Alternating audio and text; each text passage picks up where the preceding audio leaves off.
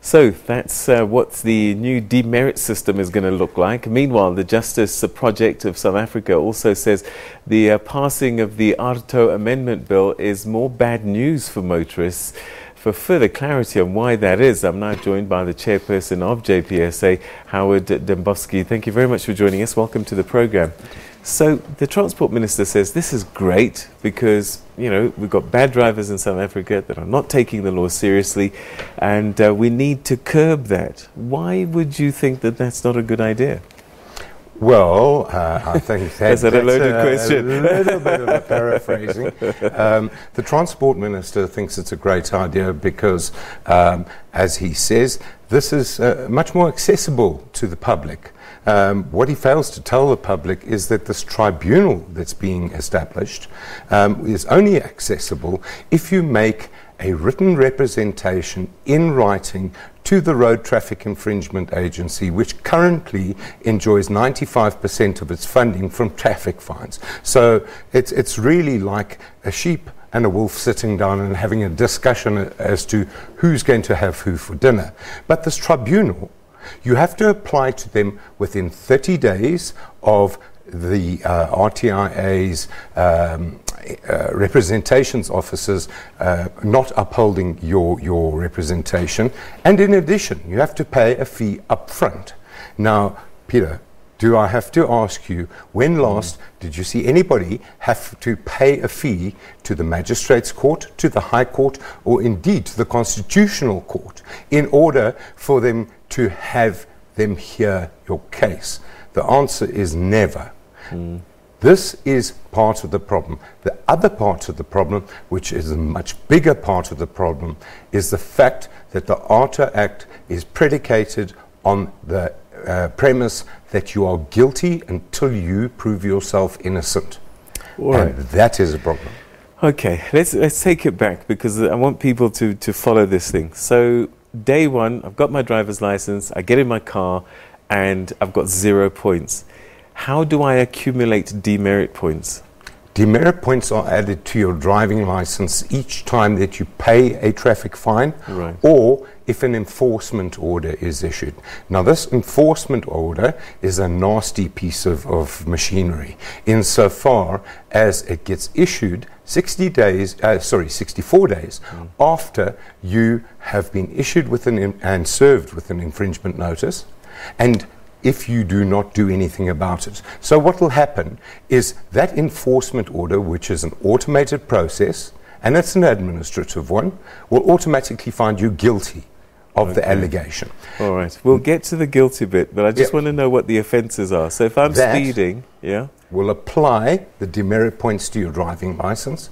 It will additionally block you from renewing your driving license, your professional driving permit, and your vehicle license disc until such time as it's paid. Now it gets added on. Hang on, you keep going to the process afterwards. I want to know. No, that is the process of an enforcement order. What I want to know is, what do I have to be guilty of? If I'm in a 60 zone and if I go 70, I'll get a ticket. If you go 71, you will get a ticket. That currently doesn't carry any demerit points. If you were to drive at 15 kilometers an hour over the speed limit, okay, you would then be in for 1 demerit point and a fine of 500 rand. Okay, all right. Which, look, you know, we don't want people driving fast, so that's a good idea, right? Definitely not. Okay. But let's now take this and put it in real perspective. Right. What year is your car? 2011. You lucky man. Some people drive vehicles that are a lot older than that. Now, a traffic officer who's looking to fine you stops you and it says, "Where's your warning triangle?" Okay. Now, if you are driving a motor car that was first registered on or after the 1st of July 2006, you are compelled to carry a warning triangle. Right. If you're driving an older car, you're not. So he goes, whoopee, and he writes out a fine. And he gives you that fine. Now, because you're ignorant of the law, you go and pay that fine because you think, oh gosh, I was supposed to carry this. Let me be a good citizen and go and pay my fine. Bingo. you've earned yourself a demerit point for something that is not even an infringement to you. Okay. So this is why it is problematic. All right, so you accumulate these infringement notices and you pay your fines. So paying your fine isn't the end of the story. You were actually, by abiding by the law in terms of paying your fines, you're still being penalized. Peter, abiding by the law is not committing traffic infringements. Yes, right. Okay, but paying it, okay, as any good citizen would do, okay, yes, doesn't get you off the hook. It applies the demerit points. Right. Now you may accumulate up to 12. Right. Any demerit points over 12 that you incur will result in a suspension of your driving license for 3 months for each demerit point over 12. So if you have, for example, 4 demerit points over and above the 12, you can take a nice long holiday because you're not going to get to work for 12 months. For 12 months. Wow. And there is no way that you can avoid that. None whatsoever. The fact is that this rehabilitation system that the minister is so proud of only comes in after your driving license has been suspended twice, and it is there to bring you into a rehabilitation program to prevent the cancellation of your driving license, which would mean that you'd have to start from your learner's license again and do that whole K53 stuff again. All right, so it's not new to South Africa. How is it run in other parts of the world that we could have learned from to do it better? The application of demerit points is not just an automatic thing. It's actually a little bit of a poetic Freudian slip, if you like, that several years ago when the progress report on this Aarto experiment was authored by one of the companies that was working with the Road Traffic Infringement Agency, turned around and said it's the Automatic Adjudication of Road Traffic Offences Act. That's actually what it is. It's been turned into this automated process that gets driven by computer systems, and it says, you've got 32 days to do this. On day 33, issue a courtesy letter. On day 64, issue an enforcement order and prevent this person from renewing their driving license, their professional driving permit, and their vehicle license disc. That's the fundamental problem that we're dealing with here, and that's what needs to be addressed. But let's talk Turkey here. Right. Your driving license gets suspended because you have now incurred sufficient demerit points to get it suspended. Let's say it's only suspended for 3 months. When last did you have a traffic officer ask to see your driving license and do anything other than look at it and say, thank you? That doesn't help because we don't have these wonderful futuristic LED-driven driving licenses that are fed by the NATIS system that tells that traffic officer that your driving license is suspended. So it's thank you, have a nice day.